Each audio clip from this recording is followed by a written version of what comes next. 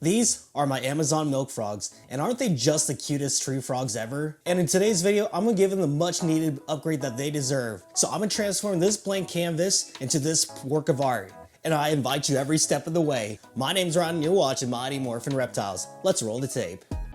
So I want to make a really beautiful background, so I use great self-expanding foam. I lay it all down along the back side like I'm frosting a cake, and then I use these really cool 2 pieces of cork bark and lay it down, and then I wait 2 hours for it to cure out. I then repeat the same process on the other sides, but instead I'll be using really cool cork bark branches, and these will make like a really good perching branch for my frogs. Yeah, you gotta admit, it's starting to look pretty cool now. And for this side, I'm going to be using hot glue gun to hold in my cork bark branches temporarily into place until I get my expanding foam laid down in here.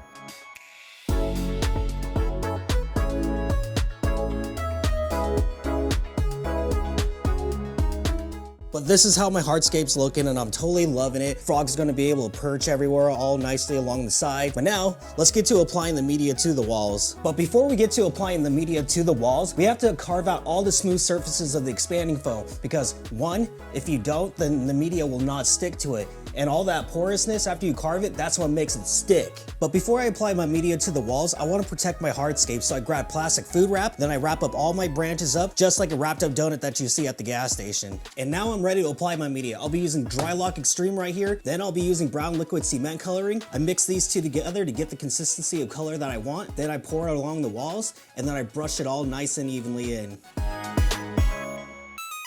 Alright, I just finished up with all the Drylok. It's still wet, but I want to make this look a lot more naturalistic looking, so I'm going to be applying some substrate onto it that just consists of tree fern fiber and washed play sand. I do a 50-50 mix of it and just sprinkle it all over the place.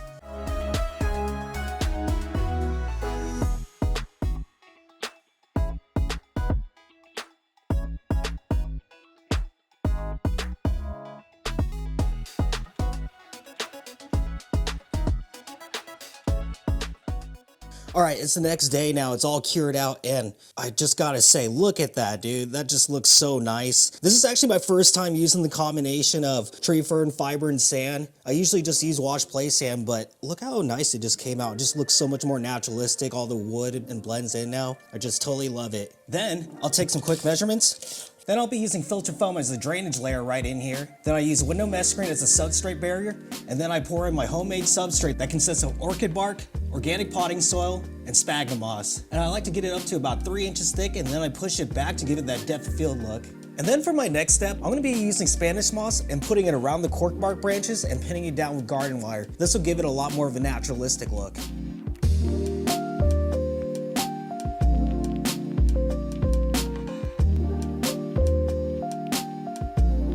Alright, let's get to planting this vivarium now. So my selection of plants is, my first choice is, this beautiful plant is called Alocasia poly. And just look at that leaf. It just has this really like epic, like Persian shield look to it. And I'm gonna be placing it right here in the background, in the back right. And this should make a really good plant for like the frogs to actually like perch on. So it'll be really cool to see them on that.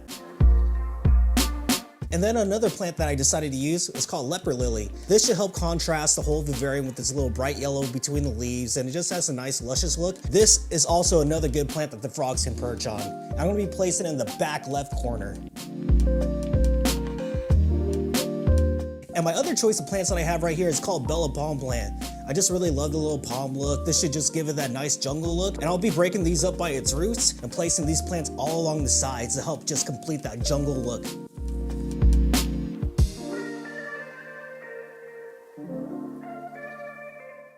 And then for my next step, I add oak leaves all along the bottom of the vivarium, and it'll add a really nice texture to the vivarium. Just give it that more of that natural, realistic look. And then I add this water dish bowl, and I'm gonna place it right here. And I still wasn't quite feeling satisfied with the floor of this vivarium, so I decided to add some botanicals, such as this Magnolia seed pod, has a really cool pine cone look, and this Lotus Pod. I totally think of like a little honeycomb when I look at this. And then a couple of these cute little hairy acorn caps that I got.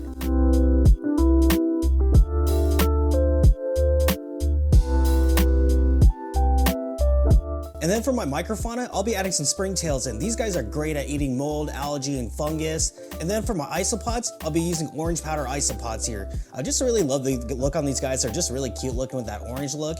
And these guys will be great at breaking down the waste. And as I was looking inside this vivarium, I kept thinking to myself, how do I make it better? And then the idea came to me. So I decided I want to make some jungle vines for this vivarium. I grabbed this roll of burlap, I roll out to my desired length, and then with my cut piece, I decided to roll it up, and then I used this sewing thread to wrap it up nice and neatly to hold it still. And then I grabbed this silicone, put silicone all along it, and then I rub that silicone in like there's no tomorrow.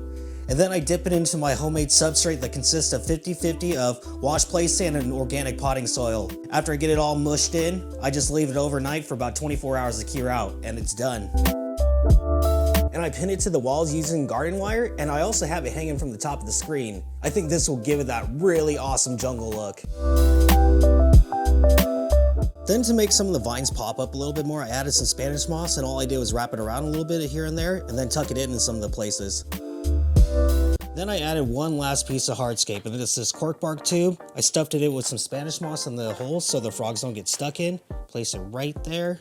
All right, let's talk about the elephant in the room. This hideous background. And how I'm gonna cover it up is I'm just gonna use black construction paper, cut it to size, put it on, and just use a little bit of tape to hold it down. Then I give everything a really good misting.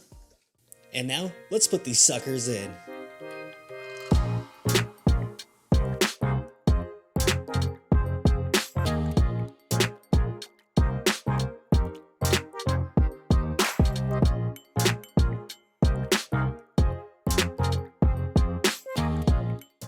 I gotta say guys, I'm so freaking excited to finally get them inside this vivarium. These cute little alien looking frogs. Like, dude, I just love that face. Look at it, dude. It's so freaking cute. And it's just like, I just love this naturalistic look to everything inside here. It has this really nice like vibe to it. Like, why would you want to keep frogs in any other way, really? And the best part of it is that it's bioactive, and I'm not gonna have to do too much maintenance to it, but that doesn't mean that there's zero maintenance to it whatsoever. You will actually have to pick up any poop that doesn't fall onto the ground, like there's poop on the leaves or the vines. You do want to get that off. Remember guys, when it comes to keeping tree frogs, cleanliness is key. And let's talk about the equipment real quick. So for my LED lighting that I have up here, it's just a Nicrew classic LED light, and it's just perfect for growing out your plants. And like this, I use this light a lot on most of my vivariums, and it works so well. So what's really cool about this light, that it has a special mode on here. Since these guys are actually nocturnal, I still want to watch them at night, but this bright light will just kind of make them not move around very much. So I like to set it up like this. So it has a really cool feature where you can turn off the white all the way, and then you can set it to like this nice blue tint, and it's just like, you can even dim it so you can have like a really cool midnight effect and just like see them creeping around at night and like hunting their prey. It's so much freaking fun. But yeah, I'll leave links down in the description for this light. I promise you this will grow your plants perfectly well. And for the heating of these frogs, I actually do have a heat bulb up here. It's only 29 watts, and I do have it raised by a few inches, and I put it right here in the back left corner. And since they actually do like basking a little bit, I keep it about 85 degrees, and I actually only have it on for about 3 hours throughout the day, just because, you know, frogs aren't going to bask all day long. And I just